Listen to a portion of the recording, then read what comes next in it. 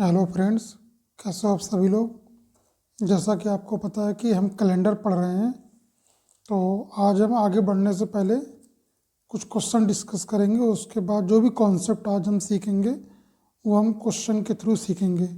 ठीक, देखिए, मान लीजिए कि एक एग्जांपल देता हूँ मैं आपको। ये बताइए कि जैसे कि आपको पता है कि 5 मार्च 2024, ये बताइए कि ये किस दिन पड़ेगा। ये आपको नहीं पता है। जनरली आपको पता है कि आज जो है, मतलब कि कल कल 5 मार्च थी, तो आपको पता है कि कल कौन सा दिन था, ट्यूसडे था। ठीक, लेकिन आप निकालेंगे कैसे कि ट्यूसडे ही पड़ेगा। देखिए, सबसे पहले जो है ये बताइए कि रनिंग में कौन सा ईयर चल रहा है। आप देख रहे 5 मार्च 2024 में 2024वां जो मतलब कि ईयर है वो चल रहा है। 2023 तक कंप्लीट हो चुका है। ठीक, अब पहले जो है, लेकिन 2024 में आप कहाँ तक गए, 5 मार्च तक गए। तो सबसे पहले क्या आया होगा, जनवरी, देन फरवरी, दिन आफ्टर आपका मार्च आया। ठीक, जनवरी कितने की होती है, 31 की होती है, जिसमें 28 निकल गए। या फिर आप ऐसे समझिए कि 31 में से जब आप 7 से डिवाइड करेंगे तो आपका जो है ऑड डेज कितना आएगा, यानी रिमेनिंग डेज कितना आएगा, 3 आएगा। ये 3 एक्चुअली आपका रिमाइंडर भी होता है। जैसे आप देखिए, 31 में जब आप 7 से डिवाइड करेंगे, 7 चौको 28, है ना, 3। वैसे ही मैंने आपको इससे पहली वाली क्लास में, शायद दूसरी तीसरी क्लास में ये सब मैंने बता दिया है। तो 3 आ गया। फरवरी कितने की रहेगी आपकी, 2024 में 5 मार्च तक आप गए हैं, तो फरवरी आपकी कितनी की होगी बताइए, 29 की फरवरी होगी 2024 में। लीप ईयर है 2024, है ना। तो कितना ऑड डेज बचा है, 1। मार्च में 5 मार्च तक गए हैं तो 5 ही बचेगा, क्योंकि आपका रिमाइंडर जो हैगा वो 7 से छोटा ही होगा। ठीक, अब ये आपने लिख लिया। अब देखिए कितने दोगे, 5 1 6, 6 3 9, 7 से बड़ा है, कितना ज़्यादा, 2 ज़्यादा है, यानी कि 2 जो है ऑड डेज हो गया यहाँ पर। ठीक, अब 2024वां तो रनिंग में चल रहा था, लेकिन 2023 तक कंप्लीट हो चुका है। तो आपने क्या किया, 2023 को 2 पार्ट में डिवाइड कर लिया। एक आपने सेंचुरी ईयर 2000 और दिन प्लस 23। अब आपको पता है इन 23 में जो है, इसमें लीप ईयर, इसमें जो है ऑड डेज कितने होंगे, 0 होंगे। क्यों, जब 2000 में 400 से डिवाइड करेंगे ना, क्योंकि लीप ईयर है ये आपका, सॉरी सेंचुरी ईयर है क्या, 2000 आपका सेंचुरी ईयर है, तो आप 400 से डिवाइड करेंगे, पूरी तरह से कट जाएगा। तो नंबर ऑफ ऑड डेज कितने आएंगे, 0। अब इन 23 सालों में आपके जो है कितने लीप ईयर होंगे, आपके जो है 4 पंचे 20, यानी कि 5 5 आपके लीप ईयर होंगे। कौन कौन से होंगे, एक तो आपका 2004 होगा, 2008 होगा, 2012, 2016, 2020। ठीक, काउंट कर लीजिए कितने हो गए, 1 2 3 4 5, यानी 5 लीप ईयर हो गए। यानी इन 23 सालों के बाद जो है 5 दिन एक्स्ट्रा आएंगे, किन किन की वजह से, इन लीप ईयर की वजह से। ठीक, तो 23 में 23 + 5 यही करेंगे ना 23 सालों में, तो कितने हो गए, 5 28।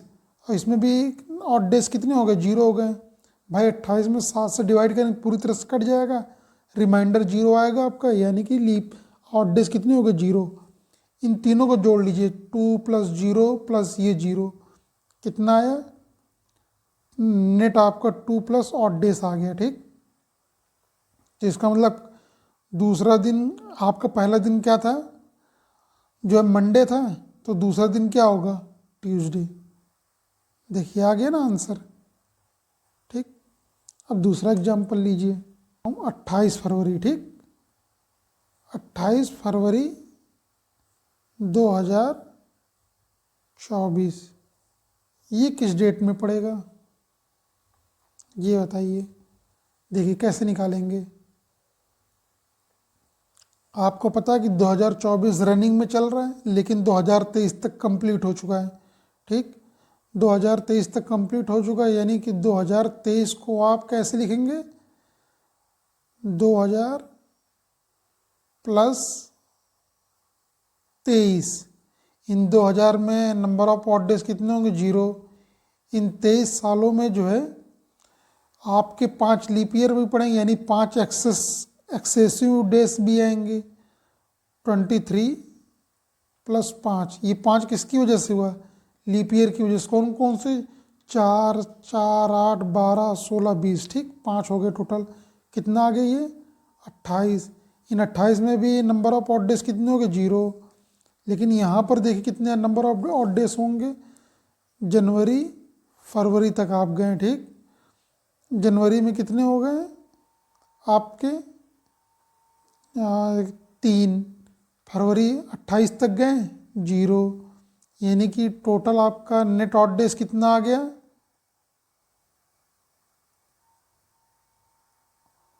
आपका आ गया 3। क्योंकि 3 और 0 कितना होगा, 3 प्लस होगा। अब इस 3 को यदि आप इन 0 को भी काउंट कर लेंगे तो कितना आएगा, 3 ही आएगा। तो ये 3 प्लस ऑड डेज आ गया है ना। तो कौन सा दिन पड़ेगा, ट्यूसडे वेडनेसडे पड़ेगा। क्योंकि एक जब 1 ऑड डेज आ रहा था तब क्या पड़ता, मंडे, 2 में ट्यूसडे, 3 में वेडनेसडे। ठीक, वेडनेसडे, ये आपका आंसर हो गया। ठीक, आप चाहें तो देख सकते हैं, कैलेंडर में आप ओपन करिएगा और 28 फरवरी को आपको क्या वेडनेसडे आएगा, चेक कर लीजिएगा। ठीक, अब हम जो है नेक्स्ट एग्जाम्पल करते हैं। एक 5 मार्च 2023 ये किस दिन पड़ेगा। ठीक, 2023 रनिंग में चल रहा है, इसका मतलब कि यहाँ पर क्या आएगा, जनवरी फरवरी मार्च। जनवरी में ऑड डेज कितने होंगे, 3। फरवरी, ये आपकी जो है 2023 नॉर्मल ईयर है, तो यानी कि फरवरी 28 की रहेगी। 7 चौको 28 पूरी तरह से कट जा रहा है, यानी ऑड डेज कितना है, 0। ठीक, यहाँ पर क्या आ रहा है, 0 आ रहा है। लेकिन वहाँ पर देखिए, यहाँ पर ऑड डेज कितना आ रहा था, 1 आ रहा था। 1 क्यों आ रहा था, क्योंकि 2024 जो रनिंग में था वो आपका लीप ईयर था और फरवरी होती है 29 की। तो 7 चौको 28 पूरी तरह से कट गया, लेकिन 28 के बाद जो 29वां है, एक दिन रिमाइंडर आपका बच रहा था ना, तो वही वो इसलिए यहाँ पर फरवरी में एक दिन ऑड डेज आ गया था। लेकिन यहाँ पर क्या है कि 2023 आपका नॉर्मल ईयर है, तो फरवरी 28 की होगी और ऑड डेज कितने होंगे, 0 होंगे। मार्च 5 आएगा यहाँ पर, है ना।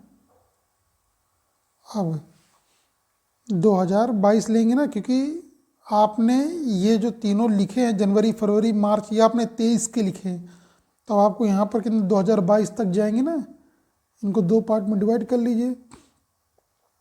सेंचुरी ईयर 2000 प्लस 22, इसमें नंबर ऑफ ऑड डेज कितने होंगे, 0, क्योंकि 400 से डिवाइड करेंगे पूरी तरह से कट जाएगा। लेकिन ये आपके नॉर्मल ईयर हैं, मतलब कि सेंचुरी ईयर नहीं, ये जो 22 है इसमें आप 4 से डिवाइड करेंगे, कितनी बार गया, 4 पंचे 20, यानी कि 5 आपके ऑड, मतलब कि एक्स्ट्रा ऑड डेज आएंगे। किसकी वजह से, वो 5 जो हैं आपके लीप ईयर हैं। ठीक, तो इसमें आप क्या लिखेंगे, 22 प्लस 5 कितना हो गया, 27।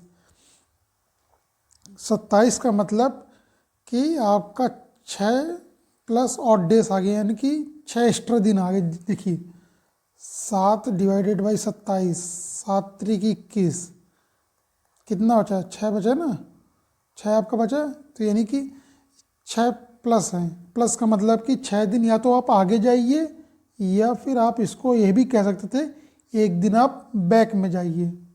ठीक, ये हो गया।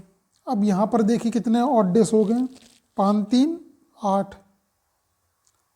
8 आ गया। 8 का मतलब कि 1 प्लस आएगा। 1 प्लस क्यों आया? क्योंकि एक दिन एक्स्ट्रा है भाई। 7, जब 8 में 7 से डिवाइड करेंगे, 7 का नम 7, एक रिमाइंडर बचा, वो एक रिमाइंडर यही आपका ऑड डेज हो गया। देखिए एक 1 प्लस यानी एक दिन आगे, और 1 माइनस का मतलब एक दिन पीछे, दोनों जब जुड़ेंगे तो 0 ऑड डेज आ गया। जब 0 ऑड डेज आ गया तो इसका मतलब कि 5 मार्च 2023 को आपको क्या पड़ रहा था? संडे पड़ रहा था ये।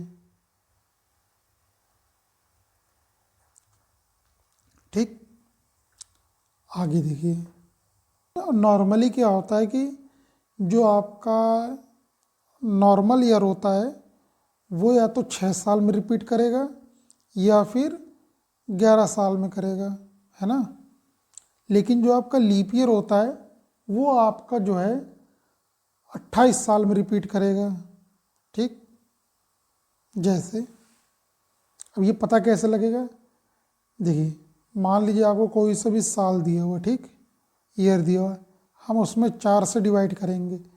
यदि वो पूरी तरह से या तो रिमाइंडर 1 आएगा, या तो 2 आएगा, या 3 आएगा, या फिर 0। 0 का मतलब 4 से पूरी तरह से कट जाएगा, क्योंकि जब 4 से डिवाइड कर रहे हैं तो रिमाइंडर हमेशा 4 से छोटा ही होगा, है ना।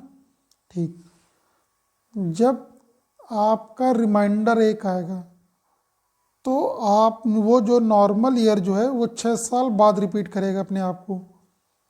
लेकिन यदि रिमाइंडर आपका 2 या 3 आ रहा हो तो वो जो है 11 साल बाद रिपीट करेगा। ठीक, 6 प्लस ईयर। और यदि लीप ईयर आ रहा है तो 28 साल बाद रिपीट करेगा। ठीक है, लेकिन इसमें भी कुछ एक्सेप्शन है। जैसे एक चीज़ और, कि यदि कोई नॉर्मल ईयर है तो मैंने क्या कहा कि वो या तो 6 साल बाद रिपीट करेगा या फिर वो 11 साल बाद रिपीट करेगा। नॉर्मल ईयर का कैलेंडर जो है नॉर्मल ईयर में ही रिपीट करेगा। ये पता कहने का मतलब कि यदि इसमें 365 दिन है तो भैया अगला जो कैलेंडर मैच करना चाहिए वो उसमें भी 365 दिन ही होना चाहिए ना, कि 366 दिन होना चाहिए? नहीं, 365 ही दिन में अपने आप को रिपीट करेगा। मतलब जिस तरह के आप हो, जो आप कैसे कहोगे कि वो मेरी कॉपी है, भाई जिस तरह के आप हो उसी तरह का दूसरा होना चाहिए। और लीप ईयर का कैलेंडर जो है, लीप ईयर में यानी कि यदि इसमें 366 दिन है तो जो नेक्स्ट कैलेंडर आना चाहिए उसमें भी जो है 366 दिन ही होना चाहिए, तभी वो एक दूसरे को रिपीट करेंगे। जैसे मैं एग्जांपल देता हूँ आपको। मैंने लास्ट क्लास में डिस्कस किया था कि जैसे कि 2005 का कैलेंडर, ये जो है जस्ट, या तो ये ध्यान में रखिए कि यदि वो लीप ईयर के जस्ट बाद आ रहा है, इससे पहले क्या था 2004 था, ये आपका लीप ईयर था, इसके जस्ट बाद आ रहा है 2005, तो यानी कि ये 6 साल बाद रिपीट करेगा। तो आपने डायरेक्टली क्या किया, 6 जोड़ दिया था, कितना आया 2011। अब एक चीज़, ये भी नॉर्मल ईयर है, ये भी नॉर्मल ईयर है, यानी कि आंसर आपका ठीक आ गया। अब ये हमने 6 कह क्यों जोड़ा? आप 4 से डिवाइड करेंगे, एक रिमाइंडर बचेगा, और मैंने क्या कहा, एक रिमाइंडर आने में 6 जोड़ देंगे। अब इसमें क्या फिर से अब 6 जोड़ेंगे कि आगे का कौन सा कैलेंडर मैच करेगा? देखिए आपने जो है 4 से 2011 लास्ट के 2 डिजिट में डिवाइड किया, क्योंकि 4 से डिविजिबिलिटी का रूल क्या कहता है कि यदि लास्ट की 2 डिजिट 4 से डिविजिबल हैं तो जो संख्या दे रखी है वो पूरी तरह से डिविजिबल होगी। जैसे कि 11 को जो आप 4 से डिवाइड करेंगे, 4 दूनी 8, 3 रिमाइंडर बचेगा, यानी 4 से पूरी तरह से नहीं कट रहा, 3 रिमाइंडर बच रहा है, तब भी मैंने क्या कहा, तब कितना जोड़ा जाएगा 11, यानी 11 साल बाद रिपीट करें, कितना आएगा 11 11 22 2022। ठीक। अब 2022 भी आपका नॉर्मल ईयर है। अब कितना आप जोड़ेंगे, फिर से आप 11 जोड़ दीजिए, कितना आया 2033, है ना।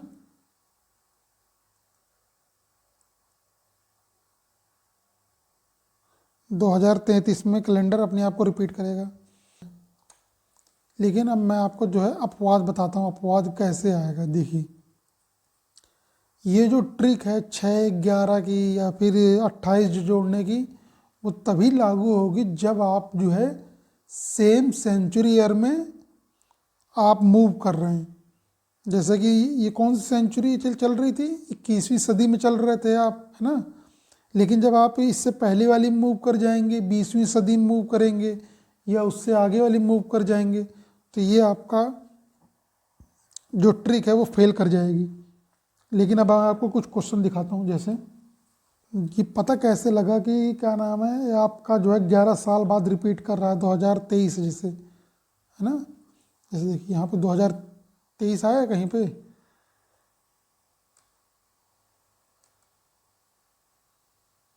नहीं, जैसे 2023 है, ठीक। ये जो है कितने साल बाद रिपीट करेगा, 11 साल बाद रिपीट करेगा, है ना। कितना आ गया, 2034 आ गया। 2023 का जो calendar same as it is 2034 का भी कैलेंडर होगा। पूरे 365 दिन मैच करेंगे। क्यों करेंगे, ये भी नॉर्मल ईयर है, ये भी नॉर्मल ईयर है। लेकिन 11 साल बाद ही क्यों आए, ये जरा देखिए। देखिए 2023 के बाद जो है 2024, जब आप 2023 से आप जो है 2024 में गए, तो 2024 आपका जो है लीप ईयर है। 24 के बाद क्या आएगा, 28, 28 के बाद क्या आएगा, 32, 32 के बाद 36। लेकिन 36 से पहले ही पूछ रहा है, वो आ गया ना 2034। आपने देखा ये 3 लीप ईयर आ गए। ये जो 3 लीप ईयर आ गए हैं, तो इसकी वजह से आप +11 में +3 और जोड़ दीजिए, कितना आया 14। अब 14 में से 7 से डिवाइड करिए, कितना बचेगा 0। यानी कि ऑड डेज जब 0 आ गए, तो इसका मतलब कि ये कैलेंडर इसीलिए सेम हो गए क्योंकि ऑड डेज 0 आ रहे हैं, है ना। ठीक। अब जैसे कि मैं आपको एक एग्जांपल देता हूँ। एग्जांपल लिखिए 1894, ठीक। ये नोट करिए पहले तो। ये बताइए कि ये जो है अपने आप को कब रिपीट करेगा। ये लीप ईयर है आपका, नहीं है। नॉर्मल ईयर है, बिल्कुल ये नॉर्मल ईयर है। तो नॉर्मल ईयर है तो आपको ये जाहिर सी बात है कि 4 से आप जब डिवाइड करेंगे तो आपका जो है 2 रिमाइंडर आएगा, 2 रिमाइंडर आएगा। तो आप जनरली क्या करते हैं, जो अभी मैंने आपको रूल बताया, आप डायरेक्टली 11 जोड़ देते, यही करते हैं ना, डायरेक्टली 11 जोड़ देते। तो 4 1 5, मतलब कि 6 5 11 2000 कितना आया, 5 आया, ठीक, 2005 यही आता। लेकिन क्या ये लीप ईयर हो, ये 1894 कैलेंडर 2005 के इक्वल होगा कि नहीं होगा, ये कैसे पता करेंगे। अब आपको पता है कि 94 लीप ईयर है नहीं, तो 94 के बाद जो है पहला लीप ईयर कौन सा पड़ेगा, 1896 पड़ेगा, यही पड़ेगा। फिर उसके 4 साल बाद, लेकिन आपको पता है कि 400 साल बाद, सॉरी 4 साल बाद जो है 1900 आ जाएगा, जो कि लीप ईयर है नहीं। फिर 1900 के बाद क्या आएगा, नहीं, एक मिनट, यहाँ पर तो 1905 आएगा ना।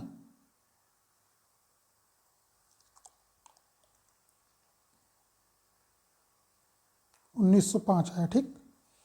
आपने 11 जोड़ा तो 1905 आया ना। देखिए 1900 आ गया, और 1900 के बाद कितना आना चाहिए, 1904 आना चाहिए। ये तो लीप ईयर हो गया, ये लीप ईयर हो गया, लेकिन ये लीप ईयर नहीं है। जब ये लीप ईयर नहीं है तो आप देखेंगे कि इससे पहले एग्जांपल में देखिए 2023 का कैलेंडर 2034 के इक्विवेलेंट कब हुआ था, मतलब कि दोनों सेम कैलेंडर कब हुए थे, जब हमने 11 जोड़ा था। लेकिन 11 जोड़ने के बाद जो है 3 लीप ईयर आ गए थे, जिसकी वजह से 11 3 14, 14 में से आपने 7 से डिवाइड किया तो 0 ऑड डेज आ गई। इसकी वजह से ये दोनों कैलेंडर सेम हो गए थे, लेकिन यहाँ पर तो सिर्फ 2 ही ऑड डेज आ रहे हैं। यानी कि आपने 11 में जब आप 2 जोड़ेंगे तो कितना हो गया, 11 2 13। तो जब आप 7 से डिवाइड करेंगे तो या तो आप क्या कहेंगे कि 6 प्लस ऑड डेज, या फिर मतलब कि 6 दिन या तो आप आगे मूव करिए या तो 1 दिन बैकवर्ड में जाइए, पीछे जाइए। तो इसका मतलब कि दोनों मैच नहीं कर रहे हैं। भाई कहाँ मैच कर रहे हैं? 1894 कैलेंडर आप चेक कर लीजिए मोबाइल से। 1894 कैलेंडर 1905 के इक्विवेलेंट नहीं होगा, तो फिर किसके इक्विवेलेंट होगा? अब मैं आपको ये दिखाता हूँ, देखिए 1894 का कैलेंडर किसके इक्विवेलेंट होगा वो आपको नहीं पता है। तो आप क्या करिए, देखिए वहाँ पेपर में आपको 4 ऑप्शन देगा, आप उन चारों में से जो है एलिमिनेट कर सकते हैं। हो सकता है कि आपको ये भी दे दे, और जिनको ये कॉन्सेप्ट नहीं पता होगा तो वो इसी को टिक मार के चले आएंगे, क्योंकि उन्हें ये पता है कि भाई कि या तो रिमाइंडर 2 3 आने में हम 11 जोड़ देते हैं, है ना, वो यही करेंगे डायरेक्ट और आंसर उनका गलत हो जाएगा। तो आपको क्या देखना है, एक तो सेंचुरी ईयर क्रॉस हो रही है, तो आपने क्या किया 1894 में जो है 94 के बाद क्या आएगा 95, 95 के बाद क्या आएगा 96, 96 के बाद 97, 97 के बाद 98, 99, 99 के बाद आएगा आपका 1900, फिर 1901। हम पहले यहीं तक देख लेते हैं। ये आपका 1894 नॉर्मल ईयर है, यानी कि इनके इनके बीच में ऑड डेज कितना हो गया 1। 95 भी आपका नॉर्मल ईयर है, तो इनके इनके बीच में कितना ऑड डेज हो गया 1। एक चीज़ आप जो है अपने दिमाग में ये सेट कर लीजिए कि मान लीजिए कि मैं 1894 का जो कैलेंडर देख रहा हूँ वो 1 जनवरी को देख रहा हूँ। 1 जनवरी 1894 से लेके 1 जनवरी 1995 तक। यह अब 1996 से 97 के बीच में जो है 96 आपका लीप ईयर पड़ जाएगा, तो यानी यहाँ पे ऑड डेज कितना आ गया 2, करेक्ट। 97 से 98 1, 98 से 99 1, 99 से 1900 1, जोड़ लीजिए कितना आ गया 1 2 3 4 5 6 7, 7 में से 7 गए, डिवाइड किया आपने 0, यानी 1894 का कैलेंडर जो है वो सेंचुरी ईयर के साथ मैच कर गया। और सेंचुरी ईयर भी आपका जो है नॉर्मल ईयर है, 1894 भी जो है नॉर्मल ईयर है। और कितने साल बाद आया, 6 साल बाद आया, है ना। लेकिन मैंने तो कहा था कि हम जो है नॉर्मली यदि लीप ईयर के जस्ट बाद नहीं आ रहा तो आप 11 जोड़ेंगे, लेकिन हम यहाँ पर तो 6 जोड़ रहे हैं। लेकिन यहाँ पर आप ये देखिए कि जो है वो ट्रिक यहाँ पर फेल कर गई। क्यों फेल हो गई? क्योंकि सेंचुरी ईयर चेंज हो गई। आप जो है 19वीं सदी से 20वीं सदी में पहुँच गए। 1905 किस सदी का ईयर है? 20वीं सदी का। 1894 19वीं सदी का ईयर है। ठीक, ये बात समझ में आ गई। ये 2 इसलिए आए हैं यहाँ पर। ये नोटिस देखिए कि 1996 आपका लीप ईयर था। लीप ईयर में 2 डेज एक्स्ट्रा होते हैं ना, 2 ऑड डेज होते हैं ना, और नॉर्मल ईयर में 1 होते हैं। ठीक, तो इस वजह से 1894 का जो कैलेंडर है वो 1900 में मैच कर गया, जबकि 1894 आपका नॉर्मल ईयर है। ठीक, अब नेक्स्ट एग्जांपल देखते हैं। जैसे 1896 लेते एग्जांपल में, है ना। 1896 ये जो है कब अपने आप को रिपीट करेगा? ये देखिए, देखिए सेंचुरी ईयर चेंज हो रही है। और ये 1896 आपका जो है कौन सा ईयर है? लीप ईयर है। लीप ईयर है ना, आप 4 से डिवाइड करके देख लीजिएगा।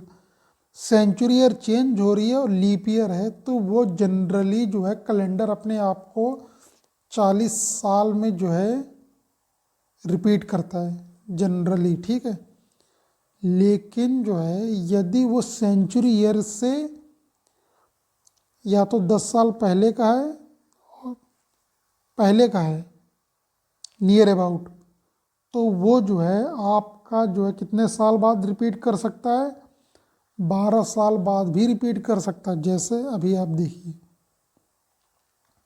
मैं आपको दिखाता हूँ। 1896 दे रखा है, लिखिए 1896 को 96, 97, 98, 99, 1901, 2, 3, 4, 5, 6, 7, 8, ये 1901 है, 1902 इसी तरह करके 1908 तक आए हैं। ठीक, 1896 आपका जो है लीप ईयर है, तो इसका मतलब कि 2 ऑड डेज आ गए, यहाँ पर एक आएगा, यहाँ पर आपका एक आएगा, यहाँ पर भी एक आएगा, ये भी एक आएगा, एक एक, क्योंकि सब आपके जो है नॉर्मल ईयर, लेकिन 1904 आपका लीप ईयर होगा तो 2 आएगा। 1 1 1 जोड़ लीजिए, कितना आ गया, एक, 1, 2, 3, 4, 5, 6, 7, 8, 9, 10, 11, 12, 13, 14, क्योंकि मैंने एक एक छोड़ दिया था ना, तो आपने जो है 14 में से 7 डिवाइड किया तो पूरी तरह से कट गया। तो इसका मतलब 1896 का जो कैलेंडर है वो आपका 1908 से मैच कर गया। ठीक, कितने साल बाद आया, 12 साल बाद आया। 1896 भी आपका लीप ईयर है, 1908 भी लीप ईयर है, यानी कि ठीक करेक्ट बात है। बात समझ में आ गई। और जनरली आप ऐसा भी कर सकते थे कि ये 40 साल बाद भी रिपीट करेगा, तो आप जो है 1896 में आप 40 भी जोड़ देते तो आपका कितना आंसर आता, 6, 9, 4, 13 की 3 हासिल 1, ये 1936 के भी इक्विवेलेंट होता, तो भी आंसर आपका सेम होता। ठीक, अब जो भी मैंने आपसे बताया था कि नॉर्मल ईयर का कैलेंडर जो है नॉर्मल ईयर में रिपीट करता है, और लीप ईयर का कैलेंडर जो है लीप ईयर में ही रिपीट करता है। ठीक, अब यहाँ पर मैं आपको एक एग्जांपल देता हूँ। जैसे आप जो है 1907 नॉर्मल 1897 ले लीजिए, इसी चक यहाँ पर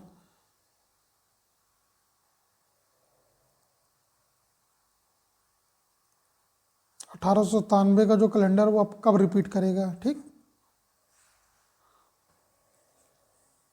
जनरली आप क्या करते हैं कि 1897 में जो है आप कितना जोड़ते बताइए, क्योंकि लीप ईयर के जस्ट बाद आ रहा है, तो आप जनरली जो है 6 जोड़ते। तो 1897 और 6 कितना हो गया बताइए,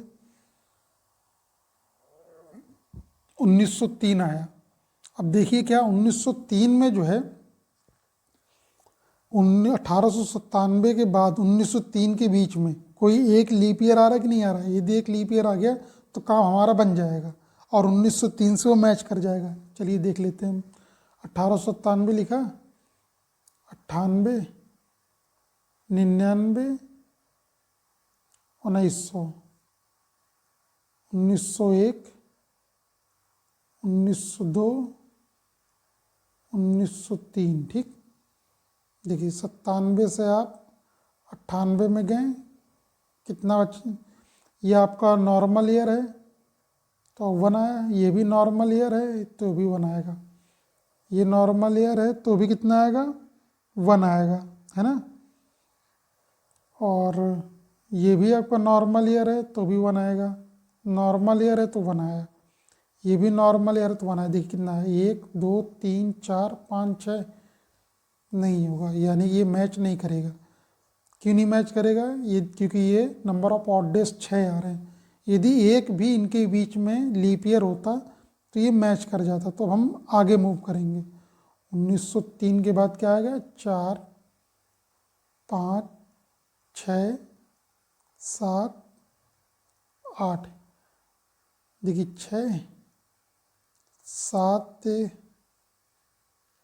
यहाँ पर 2 आएगा, 7, यहाँ तक तो 7 आ गया, 8 9 आ गया, लेकिन यहाँ पर तो 9 10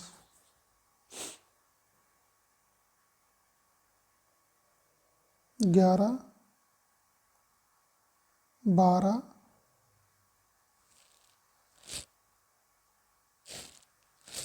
13 14, यहाँ तक तो 14 आ गए। जोड़ लीजिए, 1 2 3 4 5 6 7 8 9 10 11 12 13 14, 14 में से 7 से आप डिवाइड करिए तो पूरी तरह से कट जा रहा है, और डेज 0, तो इसका मतलब कि 1897 का कैलेंडर जो है किसके इक्विवेलेंट है, 1909 के। और ये कितने साल बाद आ रहा है, 12 साल बाद आ रहा है।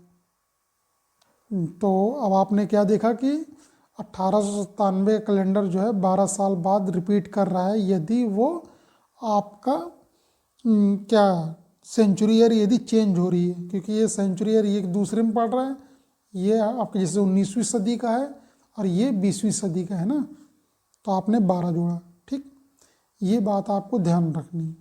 तो आपने नोटिस किया कि या तो जो है हम सेंचुरी ईयर में, जैसे कि यहाँ पर देखिए, हमने देखा कि यदि रिमाइंडर 1 2 3 4 आ रहे हैं, तो अभी तक जो हमने सीखा था कि ये अब तो हम 6 जोड़ते हैं, या तो फिर 11 जोड़ते हैं, या फिर 11 जोड़ते हैं, या फिर यहाँ पर हम 28 जोड़ते हैं। तो अब आप चाहें तो इसके आगे भी नोट कर सकते हैं, या फिर हम कई बार जो है 12 भी जोड़ सकते हैं, है ना। और हो सकता है कि हम कई बार जो है यहाँ पर हम 40 वर्ष भी जोड़ लेते हैं, या फिर हम 12 वर्ष भी जोड़ लेते हैं। ठीक, जैसे कि मैंने आपको अभी एग्जाम्पल में बताया। चलिए ठीक है, आज इतनी रखते हैं, और नेक्स्ट क्लास में हम इसके आगे जो है नेक्स्ट कॉन्सेप्ट सीखेंगे। ठीक, थैंक यू।